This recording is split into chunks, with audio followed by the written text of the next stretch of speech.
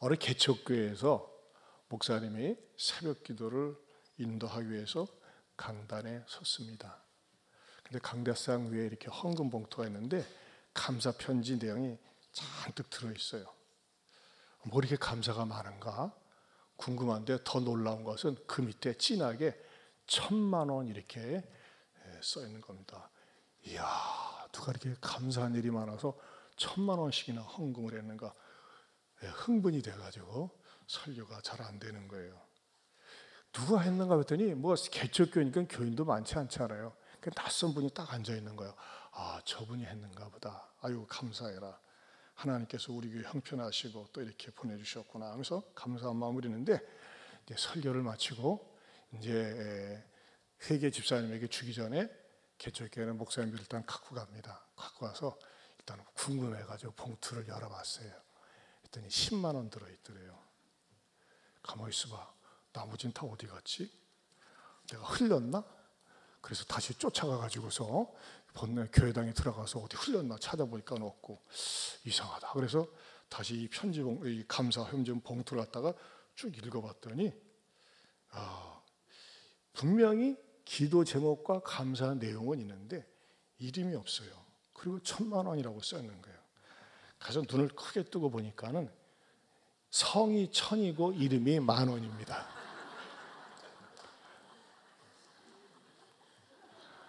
아주 이렇게 의미심장한 유머를 하는데도 불구하고 참 슬픈 표정을 짓고 있는 분들은 참 인생이 고롭습니다. 여러분, 이런 수준 높은 그 유머를 찾기가 쉬운 게 아닙니다. 여러분, 이름이 중요합니다. 근데 이분은 사람들이 부를 때마다 1,000만 원, 1,000만 원 되게 좋겠어요. 오늘은 지난주 이어서 말씀을 드리고자 합니다. 요셉이 약혼 여인 마리아가 임신한 것을 알고 고민을 했습니다. 그리고 서로에게 해가 되지 않고자 조용히 끊고자 깊이 고민하며 생각할 때 주의 천사가 나타나서 그에게 고민하고 있는 것을 속 시원히 풀어줍니다. 자, 그러고 보면요, 지난주의 메시지는 뭐였습니까? 하나님은 어떤 사람을 귀하게 봅니까? 다른 사람의 약점이나 허물을 들춰내려고 하는 사람보다는 덮어주려고 하고 조용히 해결하려고 하는 사람, 우리 주님이 감동이 되어서 찾아가가지고 직접 문제를 해결해 주시는 것을 봤습니다. 여러분, 예수 믿는 사람이면 사람이 좋아야 돼요. 처음에는 안 좋았어도 시간이 지나면서 예수 믿는 사람은 착하다, 선하다, 나도 좀 저 사람처럼 살고 싶다 하는 열망을 불러일으키는 것이 그리스도인의 참된 모습이 됨을 지난 시간에 말씀드렸죠. 오늘은 계속 이어서 또 다른 관점에서 요셉이 받은 놀라운 복에 대해서 말씀을 드리려고 합니다.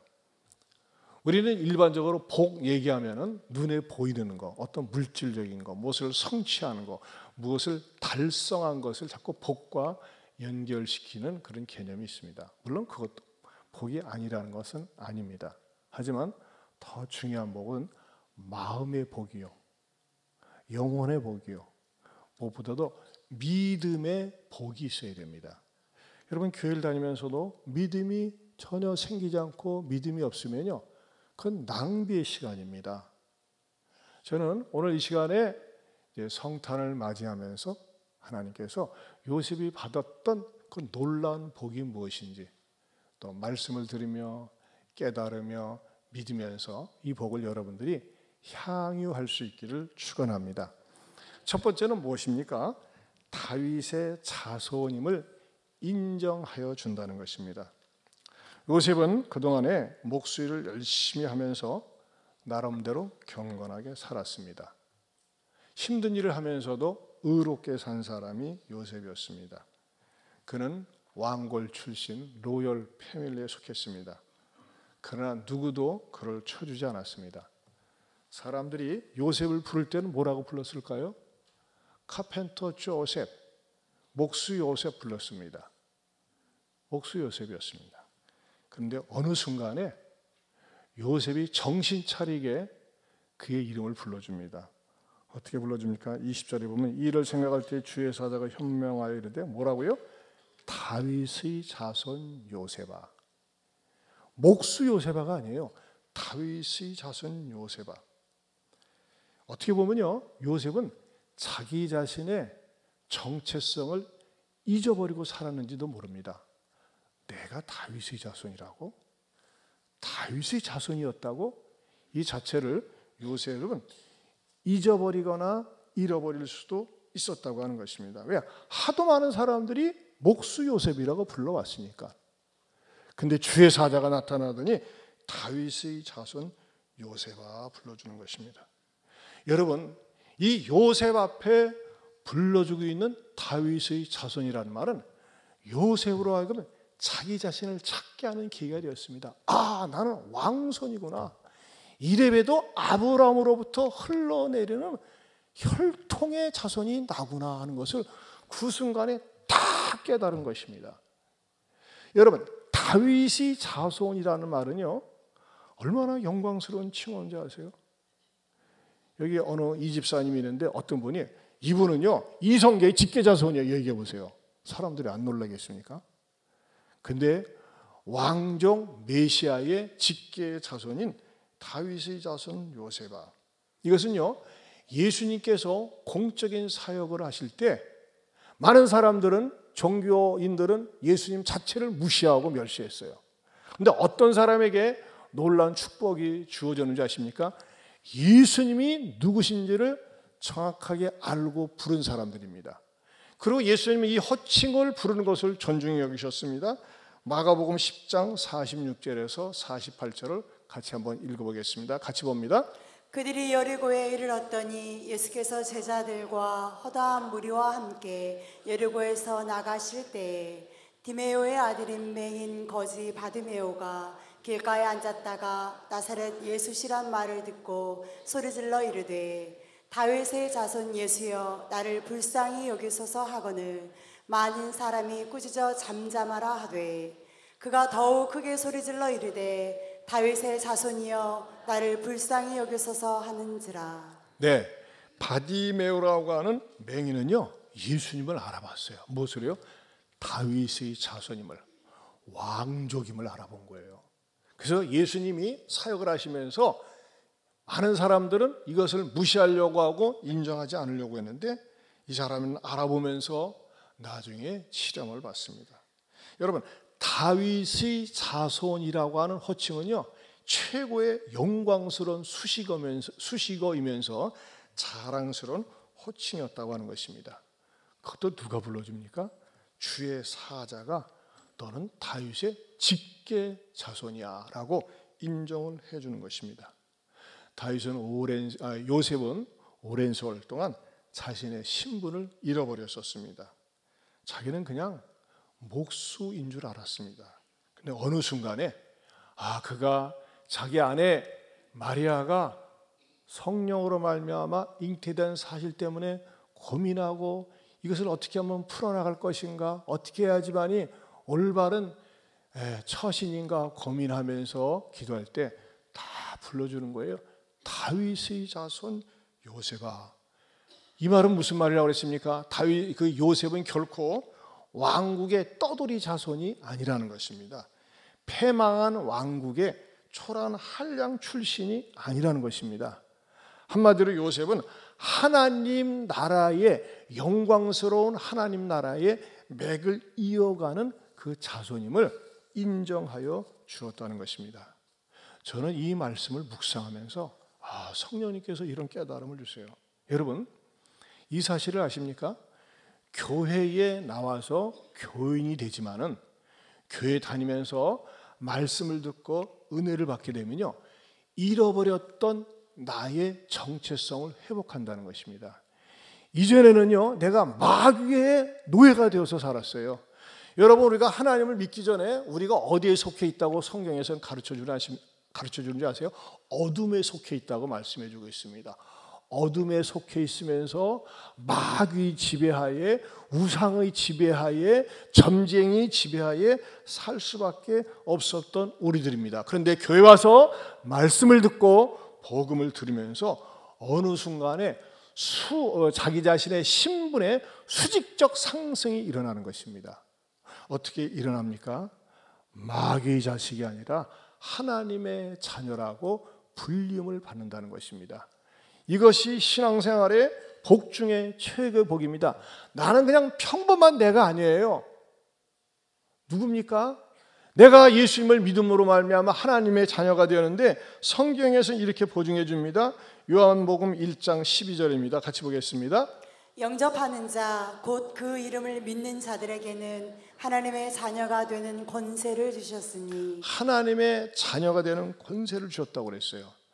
천사는 요셉에게 나타나서 들려줬지만은 여러분, 천사가 보증한 것보다 더 확실하게 문서로 성경에서 영접하는 자, 곧 그 이름을 믿는 자들에게는 하나님의 자녀가 되는 권세를 주셨다고 하는 것입니다. 사랑하는 성도 여러분, 저는 이 메시지를 여러분들이 받아들이고 수용하고 환영할 수 있기를 축원합니다. 내가 비록 볼품이 없어도, 내가 늙고 기운이 없어도, 배운 것이 없어도, 외모는 초라하다 할지라도, 가난하다고 할지라도, 병들었다고 할지라도 내가 하나님 앞에 나와서 예배를 드리면서 말씀을 들으며 새롭게 깨달을 수 있는 사실은 나는 하나님의 자녀가 되었다는 것입니다. 따라서 합시다. 나는 이래봬도 하나님의 자녀입니다. 하나님의 자녀예요. 마귀의 자녀가 아니에요. 사탄의 노예가 아니에요. 하나님의 자녀가 되었다는 것입니다. 어떻게 해서요? 예수 그리스도를 모시고 환영하고 믿으면서.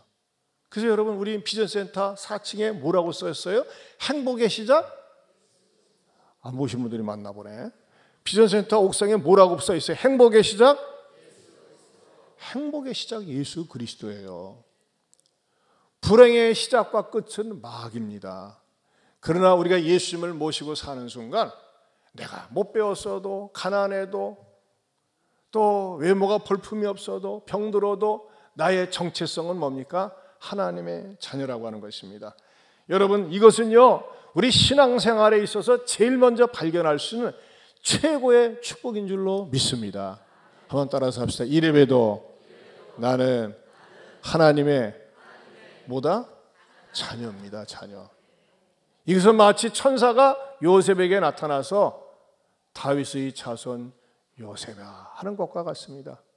하나님의 자녀 국현아. 왜 웃어? 대답을 해야지. 하나님의 자녀 국현아. 하나님의 자녀 현수나. 하나님의 자녀라고 부르는 거예요. 하나님의 자녀. 내가 하나님의 자녀예요. 네, 주님께서 그렇게 인정해 주신다는 겁니다. 저는 이 말씀을 묵상하면서 이 찬양이 떠올랐어요. 힘들고 지쳐 낭망하고 넘어져 일어날 힘 전혀 없을 때에 조용히 다가와 손잡아 주시며 나에게 말씀하시네. 누구에게 실망합니까? 때로는 내가 나에게 실망을 해요. 나에게 실망하며 내 자신 연약해 고통 속에 눈물 흘릴 때에 못자국 난 그 손길 눈물 닦아주시며 나에게 말씀하시네. 뭐라고요? 너는 내 아들이라. 오늘날 내가 너를 놔두다. 여러분, 딸들 서운해하지 마세요. 왜 딸은 없습니까? 대표성을 띠는 거예요. 그냥 이거는 너는 내 아들이라. 너는 내 사랑하는 아들이라. 우리 한번 이 찬양 같이 불러보겠습니다.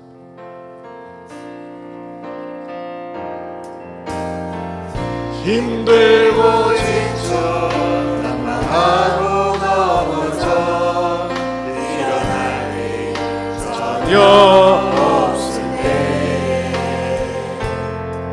조용히 다가와 손잡아 주시며 나에게 말씀하시네.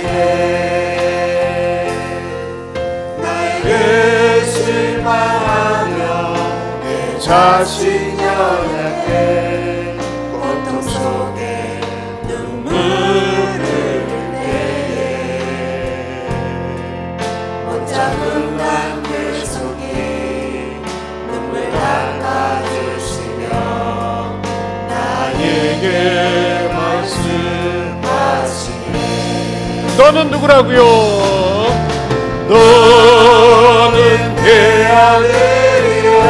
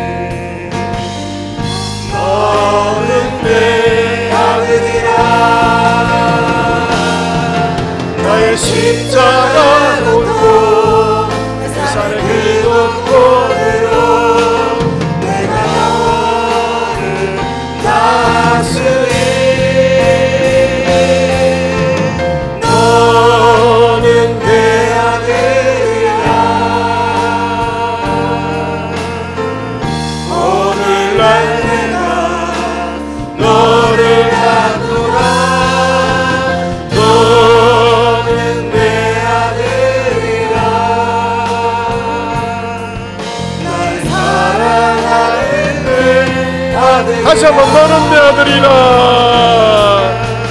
너는 내 아들이라. 오늘날 내가 너를 놔두라. 너는 내 아들이라.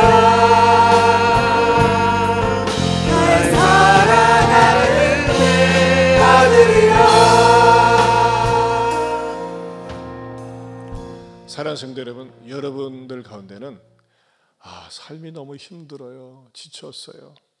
때로는 내가 나에게 실망하고 연약하고 고통 속에 눈물을 흘릴 수 있습니다. 그런데 이 찬양 가사처럼 다른 사람을 다 날 외면하고, 심지어는 가족들도, 이전에 사랑했던 사람이 나를 외면해도 분명한 사실 하나는, 우리 주님은 여러분을 사랑한다는 사실을, 여러분을 주의 자녀로 삼았다는 사실을 받아들이시길 바랍니다. 그러면 어떻게 돼요? 삶이 역동적이 되는 거예요. 이야, 나는 몰랐는데 우리 하나님이 나를 버리지 않고 사랑하고 계시는구나. 이 사실을 깨달을 때 희망이 내 마음속에서 싹 튼다는 것입니다. 여러분 보세요. 요셉에게 제일 먼저 해준 게 뭐였어요? 다윗의 자손 요셉을 하면서 정체성을 회복시켜주는 거예요. 그래서 네가 어떻게 살아야 되는지를 가르쳐 주었다는 것입니다.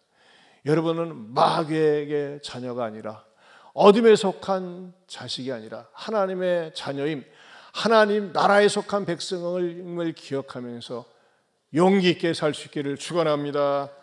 두 번째로는요, 주의 사자가 뭘 가르쳐 줍니까? 무서워 말라는 것입니다. 무서워 말라. 20절 중반절에서부터 보면 다윗의 자손 요셉아 내 아내 마리아 데려오기를 무서워하지 말라 그랬어요. 여러분 한번 이렇게 인간적으로 생각을 해보세요. 그냥 내가 약혼한 여자하고 사는데 뭐가 무섭겠어요? 그냥 무서워하지 말라고 그랬어요. 이 말씀 세계에서는요 상당히 그 의미심장한 게 있습니다. 요셉이 마음속에 알고 있는 하나님관을 터치해 주는 거예요. 여러분, 요셉이 정혼하기 전에 만난 이 마리아의 몸속에는 아기가 들어있는데, 누구 아기가 들어있는 거예요? 자기 아기가 아니라 성령으로 말미암아 잉태된 아기인데, 막말로 얘기하면 하나님을 뵌 여자야.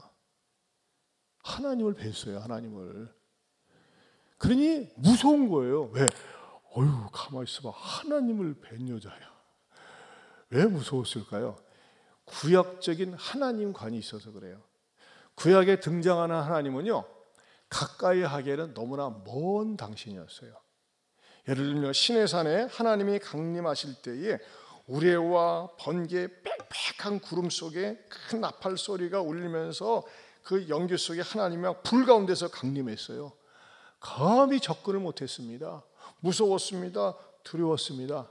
그런데 요셉이 생각하는 그 하나님은 말이죠, 잘못하면 벌 주시고 혼내시고, 때로는 말이죠 그냥 막 인정사정 없이 혼을 내시는 그런 하나님인데, 그런 하나님이 내 아내의 뱃속에 있다. 이거 아내를 갖다가 어떻게 다뤄야 됩니까? 어떻게 보살펴야 됩니까? 잘못하면 말이죠, 이 재앙을 만나는 것 아닌가, 재앙 덩어리를 만나는 것 아닌가, 이런 생각을 할 수 있다는 것입니다. 그래서 주의 사자가, 천사가 뭐 얘기하는 거야? 무서워하지 말라. 네가 생각하는 그 하나님은 무서운 하나님이 아니라 너와 가까이 하실 수 있는 하나님, 너에게 복 주시고 싶어 하시는 그 하나님임을 깨우쳐 주신다고 하는 것입니다. 여러분, 만약에 내가 알고 있는 사람이 귀신 들린 사람이다. 여러분, 귀신 들린 사람은 일반적으로 무섭습니다. 일단 눈을 갖다가 눈 흰자위가 보이고, 저도 옛날에 귀신 들린 사람하고 이렇게 이렇게 살지는 않았는데 이렇게 상대해 본 적이 있는데 좀 무섭긴 해요. 막 자기 몸 관리를 하지 않고 막 소리 지르고, 귀신의 역사라는 게 있거든요. 근데 귀신보다 더 센 분이 하나님이거든요. 근데 그 관념을 떨구라는 거예요.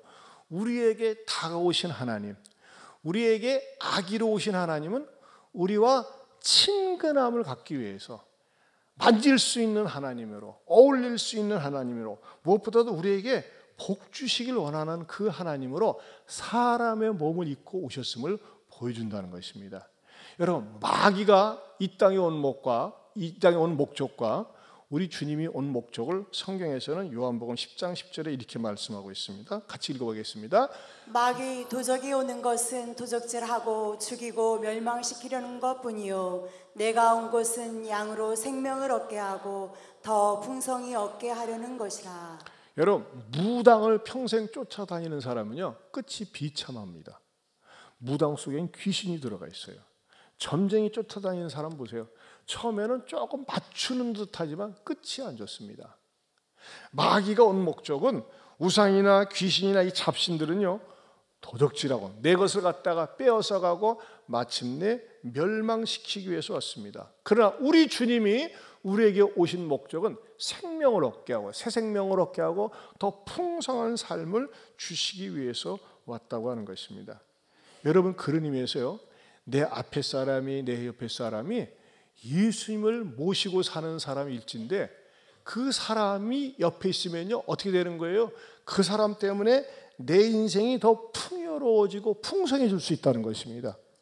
내 옆에 만약에 무당이 앉아 있어봐요, 점쟁이가 앉아 있어봐요, 아유 재미가 없어요. 소름 끼쳐요. 근데 예수의 영이, 하나님의 영을 믿는 하나님의 영이 내 안에 있다고 하는 것은 그 사람으로 인해서 나도 복을 받고 그 사람도 복을 받습니다.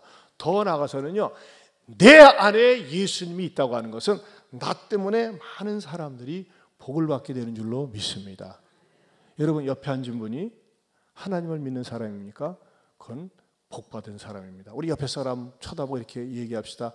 하나님을 믿는 당신이 있어서 행복합니다. 그렇죠? 하나님을 믿는 사람이 옆에 있다는 그 자체가 우리에게는, 우리 모두에게는 행복을 가져다 준다는 것입니다. 여러분, 예수님을 믿는 행위는요, 예수님을 믿어서 내 것을 빼앗아 가거나 내가 잃어버리거나 손해보는 게 아니에요. 예수님을 믿게 되면요, 예수님을 잘 믿게 되면요, 삶이 풍성해지고 영광스러워집니다. 이 은혜가, 이 복이 있기를 축원합니다. 세 번째로는요, 성령의 잉태를 직접 가르침 받는다는 것입니다. 성령의 잉태를 직접 가르침 받습니다. 20절 하반절에 보면 그에게 잉태된 자는 성령으로 된 것이라 그랬어요. 사실 이 말씀처럼 어렵고 또 신비스러운 말씀은 없습니다. 성자 하나님이 아기로 처녀 마리아의 몸에 잉태되었습니다. 여러분, 이 성자 하나님은 어떤 하나님입니까? 천지 만물을 창조하실 때 동참하신 분이 성자 하나님이십니다.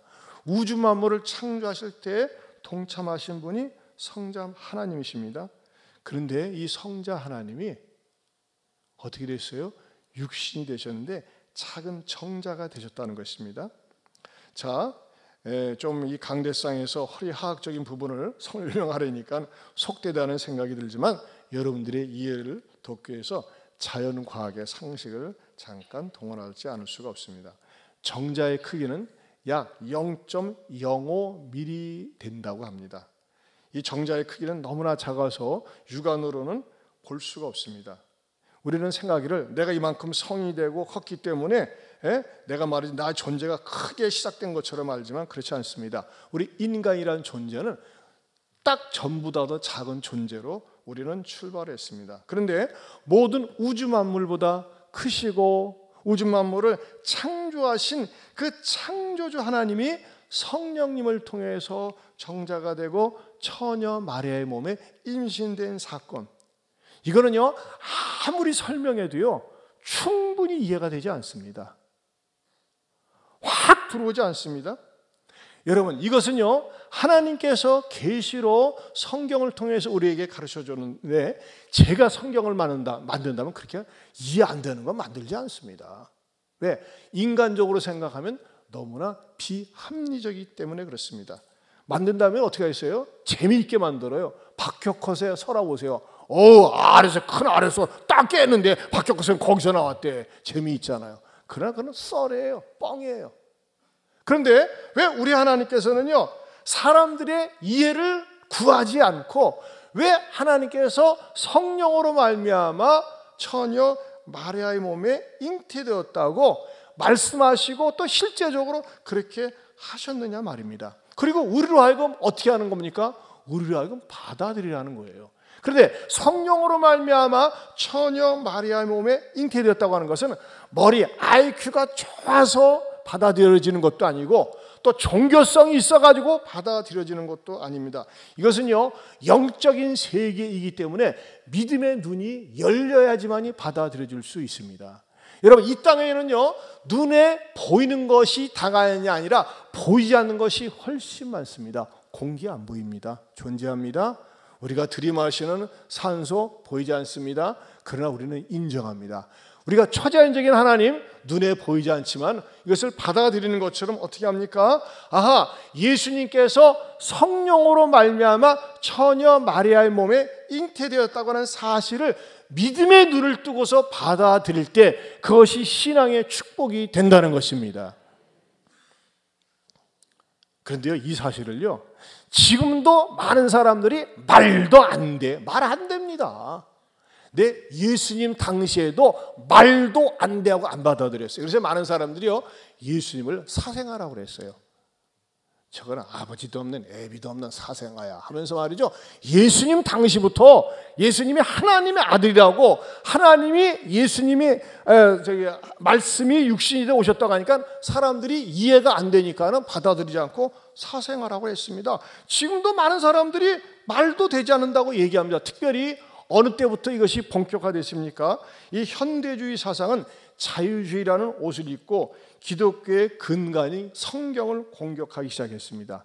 19세기 자유주의는 현대 정신과 신학에 영향력을 끼친 계몽주의에서 태동이 되는데, 이 계몽주의가 무엇입니까? 이 계몽주의의 핵심은 인간의 이성의 힘으로 우주를 이해하려는 사상을 말합니다. 즉 무슨 말이에요? 인간이 판단할 때 합리적인 것은 용납할 수 없다고 하는 것입니다. 그런 의미에서 합리적인 관점으로 성경을 볼 때 처녀 동정녀 탄생 받아들일 수 없어. 예수가 바다 위로 걸었어. 받아들일 수 없어.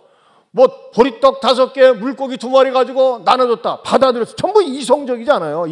이성적으로 받아들일 수 없는 거예요. 그래가지고 성경에 칼질하고 난제를 하면서 성경에 예수가 가르치는 고상한 도덕적인 교훈, 이것은 받아들일 만하네 하면서 받아들이고, 이 예수님께서 동정녀 탄생이나 부활 사건은 우리 이성과 맞지 않기 때문에 받아들일 수 없다고 하면서 이 유럽의 지성계, 지금도 많은 사람들, 지성인이라는 사람들을 흔들어 놓으면서 예수님의 탄생을 거부하고 있다고 하는 것입니다. 그러나 여러분, 예수님의 성령으로 말미암아 처녀의 몸에 잉태되었다고 하는 것은 결코 비합리적인 사건이 아닙니다. 이 사건은요, 초합리적인 사건입니다. 온 우주를 초월해서 만드신 초월적 사건이 바로 예수님의 탄생 사건이라고 하는 것입니다. 많은 사람들이, 믿지 않는 사람들도요, 성탄은 좋아합니다. 연휴예요, 연휴. 그리고 선물 사다 줘야 돼요. 그리고 많은 사람들이 무엇을 얘기합니까? 산타클로스 할아버지를 얘기합니다. 산타는 존재하지 않습니다. 이 산타는 말이죠, 어려서는 믿어요. 자라나면서는 없다고 믿어요. 그렇죠? 그러나 성탄절은 산타가 주인공이 아니에요. 루돌프 사슴이 주인공이 아니에요.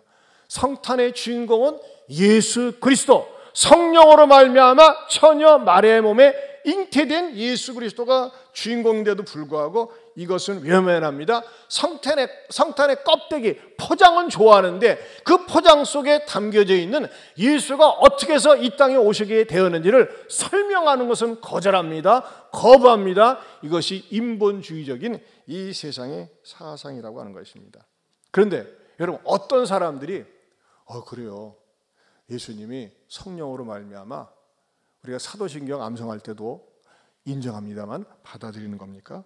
그건 놀랍게도 말이죠, 하나님의 영이 나에게 감동시키셨을 때 내가 그것을 인정하고 받아들일 수 있다는 것입니다. 그래서 고린도전서 12장 3절에 이렇게 말씀하고 있습니다. 같이 보겠습니다. 그러므로 내가 너희에게 알게 하노니 하나님의 영으로 말하는 자는 누구든지 예수를 저주할 자라 하지 않고 또 성령으로 아니하고는 누구든지 예수를 주시라 할 수 없느니라.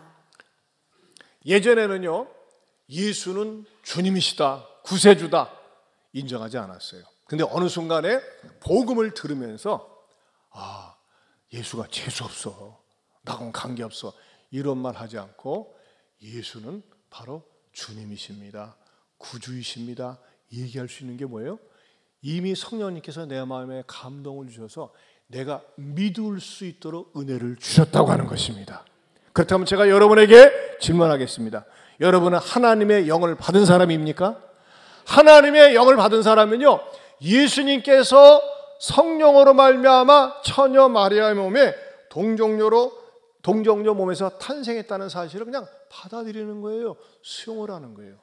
그렇다면요, 더 궁금한 부분이 있어요. 그건 뭐냐면요, 왜 하나님은 인간들이 이해하지 못하고 이성적으로 받아들이지 못하는 그런 방법을 택하셔야 했느냐 이거예요. 왜 그런 방법을 택했을까? 가장 궁금한 거 아니겠습니까? 좀 사람들 찾아봐가지고 가문이 좋고 좋은 교육을 받고 깨끗하게 교육을 받은 그런 집안에서 훌륭한 명문 가문에 그런 저 처녀 집안에서 선택해가지고 뭐 이렇게 구세주가 나든지 하면은 우리가 인정을 하는데 말이죠. 왜 이런 사람들이 수용하고 받아들일 수 없는 그런 방법을 선택하셨느냐? 그것이 알고 싶다 이거예요. 이게 제일 중요합니다. 그것은요, 네 번째로 자기 백성을 저희 죄에서 구원할 자이기 때문에 그렇습니다. 왜 예수님께서 성령으로 잉태되고 출산되어야 했을까요? 그것은 자기 백성을 저희 죄에서, 그들의 죄에서 구원해야 되기 때문에 그렇다는 것입니다. 여러분, 이 땅에는요, 우리가 살면서 인류를 발전시키고 사람에게 유익함을 주기 위해서 공헌한 사람들이 많습니다. 여러분, 전기 누가 발명했습니까? 에디슨이 발명했어요. 우리가 쓰고 있는 한글 창제 누가 했어요? 세종대왕이 했어요. 노예를 누가 해방시켰습니까? 링컨이 해방시켰습니다. 우리 민족에서 유관순이나 안창호, 김구 선생 같은 분들은 훌륭하고 위대한 스승들입니다. 또 이 땅에는요, 위대한 성자도 많이 있습니다. 석가모니, 공자, 마음의 이런 종교 교주들 나름대로 훌륭한 사람들입니다. 그러나 그들에게는 한계가 있었다고 하는 것입니다. 지금 전 세계 인구가 몇 명 되느냐? 여러분, 인구가 준다 하는데요, 전에는 70여 개는 지금 80억이더라고요. 80억 인구 가운데 단 한 명도 유전자가 똑같은 사람이 없고 단 한 명도 성격과 기질이 똑같은 사람이 없습니다. 80억 인구 모두를 다 다르게 만드셨어요. 그런데요, 80억 인구 가운데 모두가 똑같은, 조금도 바꿀 수 없는 똑같은 유전자를 가지고 있는 것이 있습니다. 그게 뭘까요? 죄의 유전자입니다. 죄성의 DNA, 죄의 유전자는요, 모든 사람이 다 공통 분모로 소유하고 있다고 하는 것입니다. 즉, 죄로부터 벗어날 수 있는 사람, 죄 없다고 할 수 있는 사람, 죄를 안 지며 살 수 있다고 하는 사람은 단 한 명도 없다고 하는 것입니다. 그래서 성경에서는 의인은 없나니 한 명도, 한 사람도 없다고 성경은 말씀해 주셨습니다. 하나님께서요, 의인은 혹시 있는지 찾아보려고 했어요. 그런데 없었어요. 그리고 의인이 없기 때문에 이 의인이 없는 세상에서 죄인들을 구원할 수 있는 방법과 수단이 없었다고 하는 것입니다. 여러분, 죄인을 구하려면요, 죄와 상관이 없는 제3자가 구원해야 돼요. 예를 들면 군상교도소나 전주교도소에 어떤 사람이 죄를 지고 갇혔어요. 근데 그 안에 보면요, 유명한 사람도 많이 있고 심지어는 변호사도 있어요. 나 전직이 변호사인데 내가 끄집어내 줄게. 감옥에 있으면서 그럴 수 있어요? 절대 감옥 안에서는 감옥에 있는 사람들을 끄집어낼 수가 없어요. 감옥 바깥에 있는 사람들이 그를 끄집어낼 수가 있어요. 죄의 영향하에 있는 모든 사람들은요, 자기 스스로 지은 죄 때문에, 하나님을 떠나서 한 죄 때문에 스스로 구원할 수도 없고 아무도 구원할 자가 없었습니다. 그런데 우리 하나님은 안타까운 마음 속에서 죄인들을 구원하기 위해서 죄 없는 사람을 보내셨으니 죄의 영향을 전혀 받지 않은 이가 있으니 바로 그분이 예수 그리스도라는 것입니다. 부정 모혈을 통해서 이 땅에 오신 것이 아니라 성령으로 말미암아 처녀 마리아의 몸에 잉태케 하시면서 예수님을 보내셨습니다. 그 예수님에 대해서 성령은 뭐라고 죄와 관련해서 얘기합니까? 고린도후서 5장 21절입니다. 같이 보겠습니다. 하나님이 죄를 알지도 못하신 자로 우리를 대신하여 죄를 삼으신 것은 우리로 하여금 저희 안에서 하나님의 의가 되게 하려 하심이니라. 우리 예수님은요, 죄를 알지도 못하고 죄를 지은 적도 없으십니다. 왜? 성령으로 말미암아 잉태되었기 때문에, 사람의 유전자의 영향을 받지 않았기 때문에, 그래서 예수님이 동정녀 탄생을 하신 것입니다. 믿으십니까?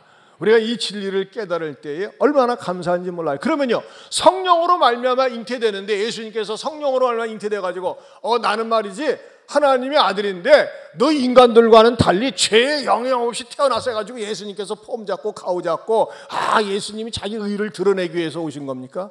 아니에요.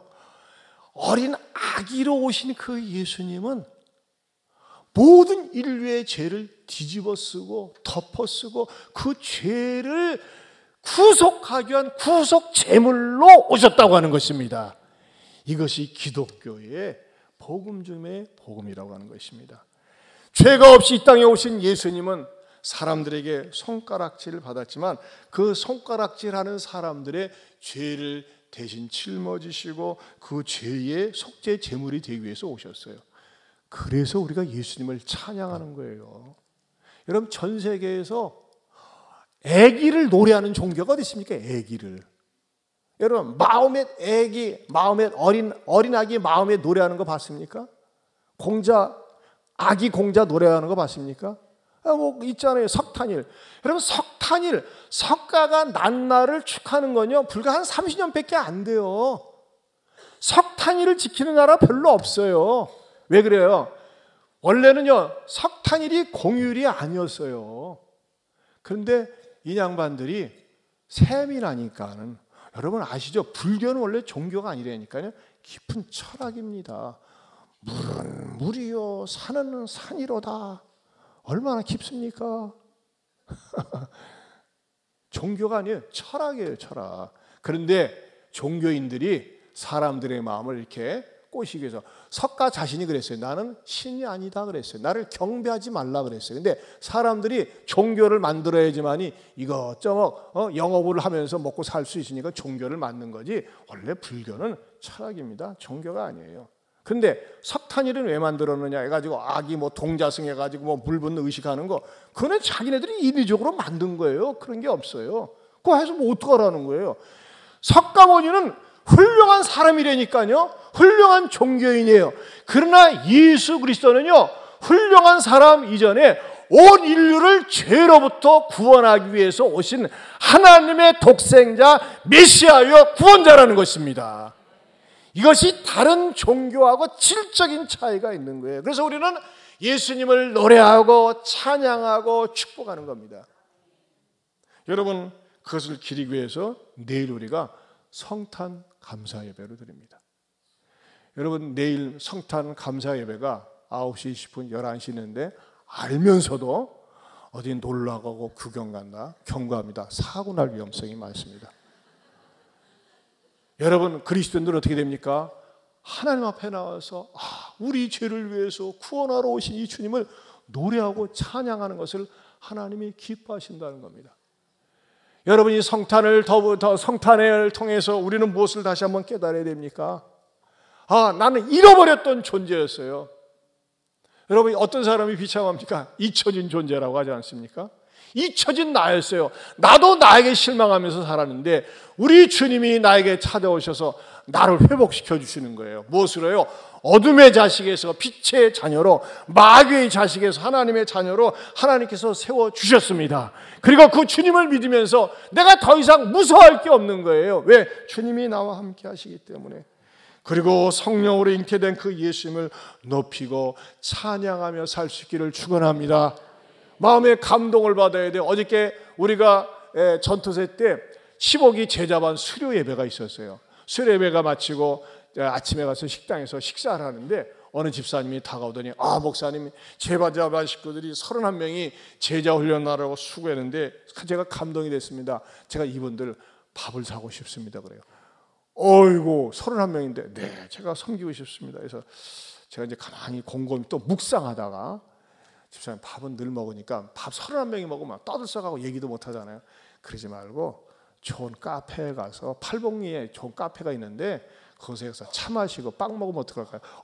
굿 아이디어. 그래서 가기로 했어요. 왜? 감동이 되니까. 어제도 말씀드렸지만 여러분 이 앞에 달빛 고등어라고 있어요. 이분은 우리 교회 다니는 분 아니에요. 근데 갑자기 전화가 왔어요. 목사님 예안교회에서 좋은 일 많이 하는데 좀 섬기고 싶습니다. 어떻게 해요? 제가 헌금을 좀 하고 싶습니다. 좋은 일에 써주면서 100만 원을 이체로 보냈어요. 이야 얼마나 마음이 이쁩니까? 여러분 우리 주님 탄생한 사건은요 우리로 하여금 의롭고 선하고 착한 일을 주도적으로 하게 해요. 우리가요 매 월마다 250만 원 우크라이나 빵 헌금을 합니다. 빵 6천 명이 먹을 수 있는 빵. 초창기에는 말이죠 계속 홍보하고 했더니 헌금이 많이 나오는데 요즘은 또 광고를 안 하니까 불과 몇십만 원밖에 안 나와. 뭐 그렇다고 늘 그 빵 광고를 할 수는 없잖아요. 그냥 여러분들이 드는 헌금 가지고 하는데 어쨌든 이제 또 이번에 권영봉 선교사님께서 문자가 왔어요. 목사님, 그곳에 이 전쟁터에서 목회하는 목사님들이 너무나 수고를 많이 하는데 어떻게 좀 교회에서 위로해 드릴 수 없겠어요? 그래서 말이죠. 지난번 바자회 때는 그것도 있고 해가지고 22명의 목사님에게 저게 다 푹스르게 넘치게 선물을 보내드리려고 이렇게 해요. 얼마나 아름다운 일입니까? 여러분 성탄을 맞이해서 나 혼자만 먹고 마시고 즐기려고 하는 것보다 성탄의 의미를 깨닫고 우리 주님을 찬양하고 높이고 사랑을 나누면서 살 수 있기를 주님의 이름으로 축원합니다. 축원합니다. 우리 찬송가 122장 같이 부르겠습니다. 엎드려 절하세 엎드려 절하세 구세주 남매.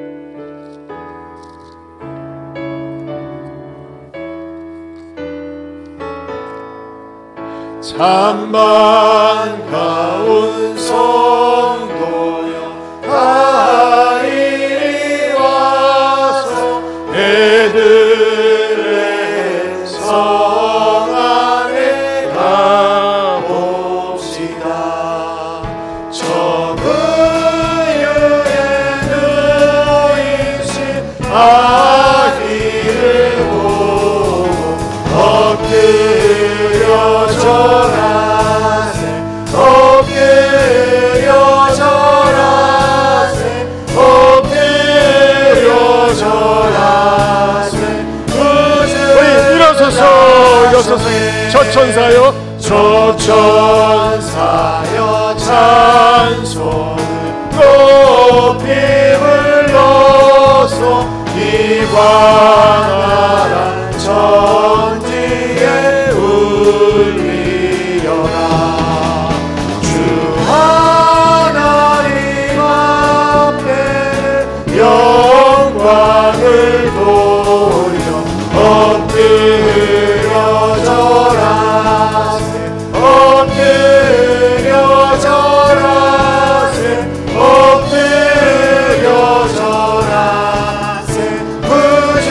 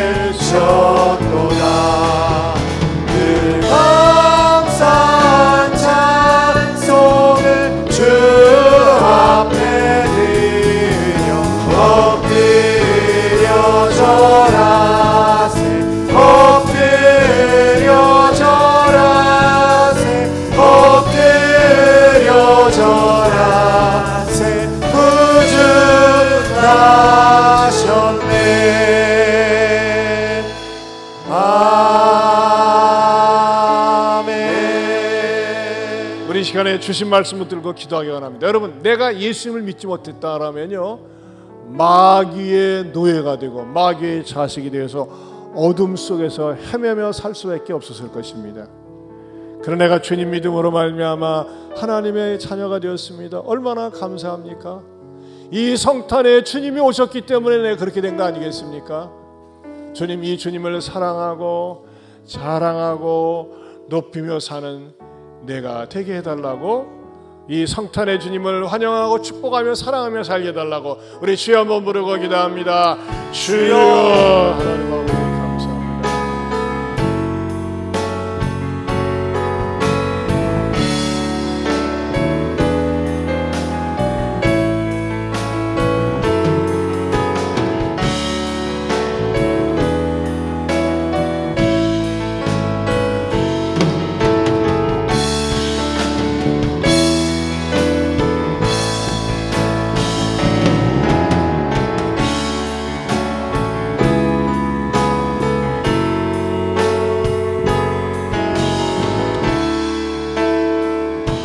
하나님 아버지, 성탄에 담겨져 있는 성경적이고 신학적인 깊은 의미를 요셉이 맞이한 성탄, 요셉의 복을 통해서 듣고 깨닫게 하여 주심을 감사합니다.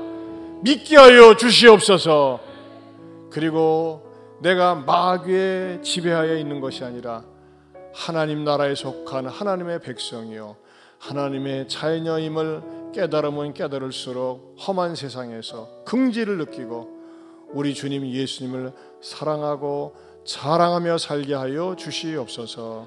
이제는 우리 주 예수 그리스도의 은혜와 하나님 아버지의 변함이 없는 사랑과 성령님의 감화감동 교통하심의 은혜가 요셉이 받은 복을 나도 받으며 나누며 살겠노라고 다짐하는 모든 성도들 위해 영원토록 함께 있을지어다. 아멘.